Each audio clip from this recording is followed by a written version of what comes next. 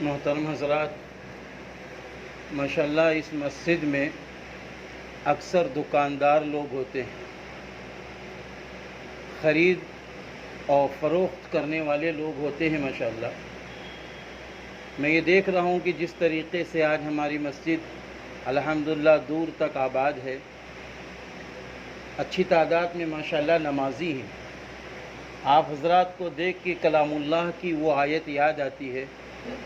اللہ تعالیٰ فرماتا ہے اعوذ باللہ من الشیطان الرجیم رجال لا تلہیہم تجارۃ ولا بیع عن ذکر اللہ واقام الصلاۃ وایتاء الزکاۃ یخافون یوما تتقلب فیہ القلوب والابصار۔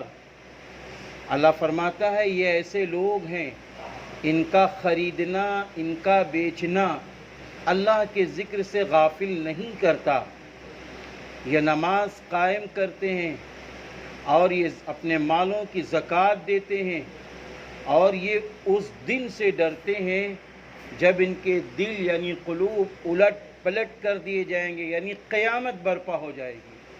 تو میرے بھائیوں، اللہ تعالیٰ ان لوگوں کی تعریف کر رہا ہے جو لوگ اپنا خرید و فروخت کرتے ہیں، اذان ہوتی ہے مسجد کی طرف بھاگتے ہیں، اور جب اللہ ان کو صاحب نصاب بناتا ہے تو وہ اپنے مالوں کی زکوٰۃ نکالتے ہیں، اور جب پھر وہ اپنی دکان پر بیٹھتے ہیں تو ایمانی تجارت کرتے ہیں۔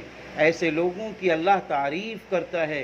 اللہ تعالی ہمیں بھی اور آپ سب کو، سارے تجار کو، خرید و فروخت کرنے والوں کو اللہ تعالیٰ نے تعریف ایمانی روشنی میں کی ہے۔ اللہ ہم سب کو ایسا ہی تاجر بنائے اور ایسا ہی خرید و فروخت کرنے والا بنائے۔ اللہم صلی علی محمد۔